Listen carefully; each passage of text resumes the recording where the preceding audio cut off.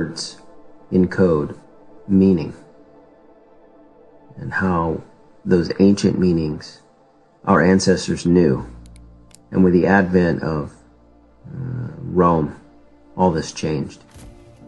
The calendar was changed, the year was changed, the names of the gods were changed, and the languages were changed.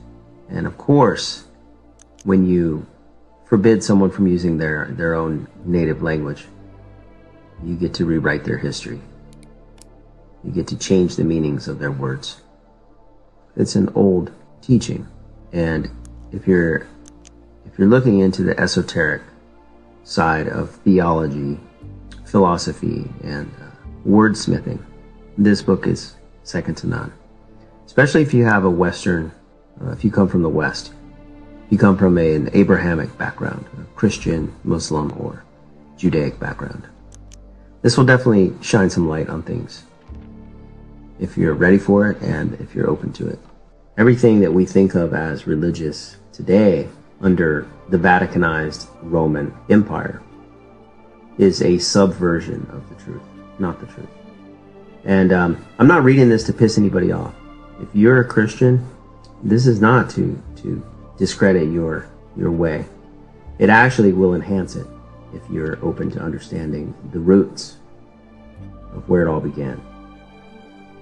But you have to be open to that and even ready. So here we go. Primitive Christians, the Essenes, fully realized and taught the great truth that Christ was a substance, an oil, or an ointment, contained especially in the spinal cord, consequently in all parts of the body, as every nerve in the body is directly or indirectly connected with the wonderful river that flows out of Eden, the upper brain, to water the garden. The early Christians knew that scriptures, whether written in Hebrew or Greek, were allegories, parables, or fables based on the human body, fearfully and wonderfully made. You have to understand the etymology of these words, what they mean. So, Cristos in Greek is oil, sacred oil. These adepts knew that the secretion, the gray matter, the gray creative, which issues or secretes from the cerebrum, was the source and cause of the physical expression called man. And they knew that the river of Jordan was symbolized in the spinal cord, and that the Dead Sea was used to symbolize the sacred plexus at the base of the spinal column, where the Jordan, the spinal cord, ends, typifying the entrance of Jordan into the Dead Sea. The thick, oily, and salty substance composed the sacral plexus, the quota equina, which means the horse's tail in Latin, which is basically that's our tail, all the nerves that run through our sex organs from our sacrum, from our lower spine.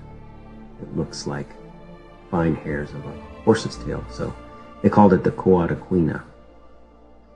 The horse's tail may be likened to a crude petroleum, petra, mineral or salt, and oleum, Latin for oil. And the thinner substance, oil or ointment in the spinal cord, may be compared with coal oil. And when this oil is carried up to the crosses of the Ida and Pingala, the two fluid nerves that end in a cross in the medulla oblongata, where it contacts the cerebellum, Golgotha, the place of the skull. This fluid is refined as coal oil is refined to produce gasoline, a higher rate of motion that causes the ascension of the airship. Okay, so what very few people know is that the Bible itself, the bibliography, is two things. It's a genealogy, a family lineage. So-and-so begat so-and-so begat so-and-so, and so on. But the book itself and all the characters in it actually refer to the temple of God, which is the human body itself. I know people find this hard to believe, but there are all these clues. Like, for example, Golgotha is actually your skull, every human being's skull, because that's this place where the crucifixion takes place. It's all inside of us. When the oil or ointment is crucified, to crucify means to increase in power 1,000-fold, not to kill. It remains 2 days and a half, the moon's period, in the sign of the tomb, cerebellum. On the third day ascends to the pineal gland that connects to the cerebellum. With the optic thalamus, the central eye in the throne of God, is the chamber overtopped by hollow or hallowed, caused by the curve of the cerebrum, the most high of the body, which is the temple of the living God, the living, vital substance, which is precipitation of the breath of life, breathed into man, therefore the holy or whole ghost of breath. So what's being explained here, it's a little cryptic, the language, but what's being explained here is the sacred secret or secretion. That's what that word means, secret, secretion, that comes from the pituitary and the pineal gland. That chemistry comes out of the brain, goes down the spinal column all the way to the sex organs in order to make new life. It's charged with electric soul power. But that force also, if not used to make life and not expelled or wasted, it changes its chemistry once it mixes together. That's the chemical wedding that the alchemists talk about. Once that new substance happens, it becomes less dense and it floats back up the spinal column in the cerebral spinal fluid like mercury does in a thermometer. And it rests in the nave, in the gland known as the solar plexus. And it charges itself there based on the way you live. And the way you treat your body, the way you eat and drink and sleep and exercise. And it rests there for 2.5 days. Now that 2.5 days is significant because it's the time each month that the moon is in the sign in which you were born under, your sun sign. So whatever month you're born under, that's the month, that's your sun sign. And the moon goes every 28 days, or sometimes 29, just like the female cycle. It goes through each stage in the sky of the sun sign. So every month, every person has 2.5 days where the moon is in their sun sign. And that particular moment, that type of light, is a cycle that started at your birth. And your body knows when that is. You might not know, but your subconscious body knows. And it takes an electrical charge from a combination of the sun and the moon's electromagnetic energy and charges this up while it's in your solar plexus. That's why it's called your solar plexus. Ever wonder that? Interesting how every doctor around the world, no matter what culture you come from, points to this weird spot where your rib cage comes together in the center of your body, and they say, oh yeah, that's the solar plexus. But no one ever asks why it's called that. That's why it's called the solar plexus. It's a very specific glandular spot. Anyway, George Carey will go on and point this out. The pineal gland is the pinnacle of the temple, the modus operandi in which the oil of the spinal cord reaches the pineal gland, and is described in what follows. There is no name under heaven whereby ye may be saved except Jesus Christ did, or christened, and then crucified. The correct rendering of the text in Greek. Every 29.5 days, when the moon is in the sign of the zodiac that the sun was in at the birth of the native, there is a seed, a psychophysical germ, born in the or out of the solar plexus, also known as the manger. And this seed is taken up by the nerves or branches of the pneumogastric nerve and becomes the fruit of the tree of life, or the tree of good and evil. Good, if saved and cast upon the waters, circulation, to reach the pineal gland, and it's known as evil if eaten or consumed in sexual expression on the physical plane, or by alcoholic drinks or gluttony that causes fermentation or acid and even alcohol in the intestinal tract. Thus, in quotes, no drunkard can inherit the kingdom of heaven, for acids and alcohol cut or chemically split the oil that unites with the mineral salts in the body and thus produces the monthly seed. So that's what he's saying, is that this oil is, it's special because it's electrically charged. And it also is special because it has the ability to make new life, and your body created it. But it's also very fragile based on the way you treat your body. So the idea is to take care of it and to know that it's traveling up and down your spine and transmutate your sex energy accordingly. Now, he's not talking about celibacy. He's talking about knowing the body and using that energy at the right time for the right things going on. The seed, having the odor of fish, was called Jesus, or iktos, which is Greek for fish, and nun, N-U-N, Hebrew for of life. I am the bread that came down from heaven. Give us this day our daily bread. So many of us have seen the fish being associated with Jesus.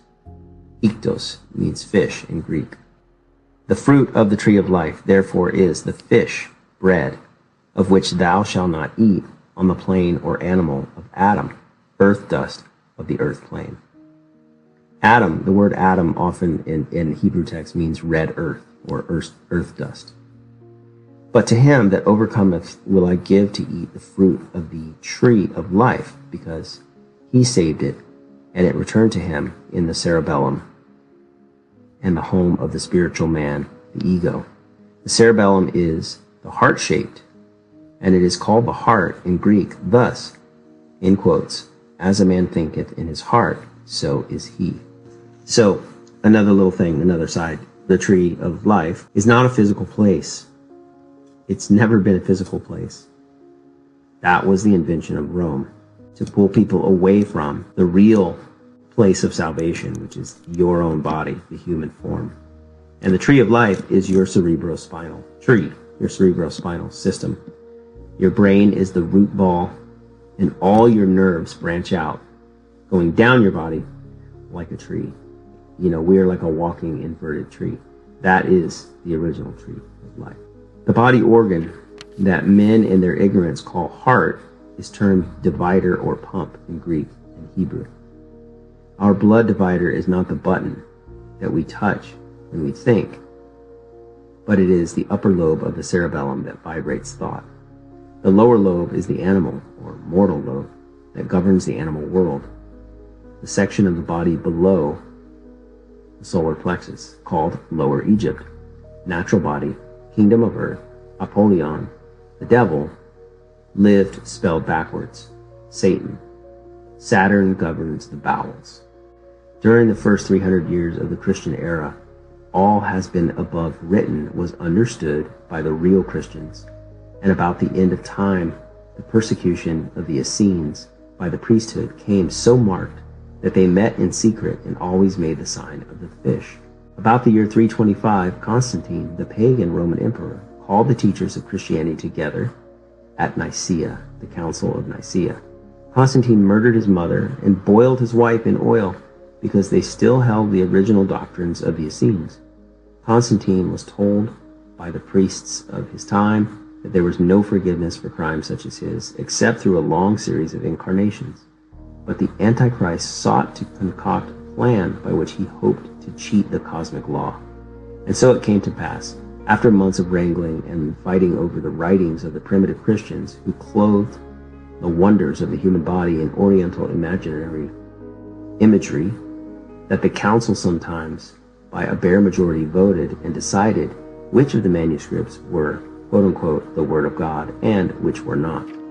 So we all know that the Council of Nicaea was where the Bible was canonized, edited, huge parts of it were taken out, and other parts were written in, which is pretty obvious to see. There was supposedly 12 disciples, but there's only 4 accounts of them in the Bible, the 4 Gospels, Matthew, Mark, Luke, and John. Well, where's the other 8? Well, they were all there, but they were conveniently edited out for all kinds of political reasons. The very important point in the minds of those ignorant priests, whether or not an angel had wings was decided in favor of wings by three majority. The minority contended that as Jacob let down the ladder for the angels to descend and ascend upon, it was a prima facie evidence that the angels do not have wings. Okay, what he's talking about there in that paragraph is that Jacob's ladder was not a real event that some man named Jacob witnessed. Jacob's ladder was a story, an allegory that talked about the spine, the ladder that angels went up and down are the 33 vertebrae of the spine. And angels are angles of light. They're also called messengers in Hebrew. The point is that Jacob's ladder it's not a story of a man named Jacob. When you read multiple spiritual traditions from all over the world from different sacred texts, you can't help but realize that they're always talking in metaphor or parable or allegory. So the Bible should be no different. And there's certain people that want to take it literally, but you're talking about something spiritual. And so the only way to get at something abstract is to put it in some sort of language, some sort of story, or some sort of way to reference the context of it. So spiritual texts are almost always referring to some sort of metaphor. Just think for a moment upon the colossal ignorance of these priests who did not know that Jacob in Hebrew means heel catcher or circle, a ladder that referred to the influence of the signs of the zodiac upon the earth. And as one sign rising every 2 hours forms a circle every 24 hours, the 24 elders of Revelation, the outer stars and the rising suns, suns, S-U-N, rising suns, and sons, S-O-N-S. Catching on, he asks, to the last sons of the sign ascending. So, okay, there's two meanings. There is the ladder, which, like I said before, is the human spine, in which the prodigal son of the sacred oil, or Cristos, travels up and down to offer healing and enlightenment to the human form. And then there's also the heel catcher, the word, the name Jacob.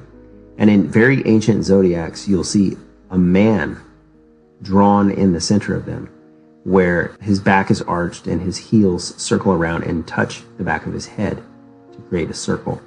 And that's what the word Jacob means. That's the name. It's the man in the sky, which refers to the zodiac, which is a reflection of the time cycle of the human body. Constantine and his dupes saw that the only way to perpetuate the infamy was to keep the world in ignorance of the operation of the cosmic law. So they changed, quote unquote, times and seasons. So that's what I'm saying.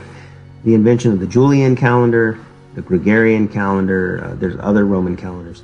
They slowly changed the beginning of the year, some of the names of the months, the amount of days in a month. That's why we have leap years now. You know, for example, the word March is not the third month of the year because the spring equinox happens March 20th every year. So March is telling you it's the first month of the year. And you can go all the way around the year. Look at December. Most people think December is the last month of the year, the 12th month. But in Latin, the word dece or deca, December, deca, means 10. So a decade rounds out a 10-year period. So December or desa means 10. December is not the 12th month of the year. It's the 10th month of the year. And, oct for October. Oct means 8, like an octagon. But October in the current calendar is the 10th month of the year. But the word itself will tell you October is not the 10th month of the year. It's the 8th month of the year. But as you can see, the Council of Niceea changed things. And they've kept us in the dark ever since. And it was because they controlled all the writing. There were very few people that were literate, except the clergy. So they had a lot of power to rewrite history, to change the meanings of words, and also to change time cycles. The date that they made the sun enter Aries was March 21st. Why? March 21st should be the first day of Aries, the head. Aries means to arise. April 19th should be the first day of Taurus, the neck. And when they're talking about the head and the neck, they're talking about that man, Jacob, the heel catcher, the body in the sky. So each month correlates to a part of the human body. So Aries is the head, Taurus is the neck, and so on and so forth. Goes all the way down the body each month, on through the 12 signs. But these deciding schemers knew that by thus suppressing the truth, the people might come to realize what was meant by, and in quotes, the heavens declare the glory of God. Again, the moon in its monthly moon, mon, Monday, all come from the same word. So every moon is a month. The moon in its monthly round of 29 and a half days enters the outer stars of a constellation 2.5 days before it enters the central suns of the constellations that are known as the signs of the zodiac, or the circle of beasts. But even unto this day, the whole Antichrist world, so-called Christian, except the astrologers, go by almanacs that make the moon enter a sign of the zodiac 2.5 days before it does enter it, and thus perpetuate the lie of the pagan Constantine, the Antichrist.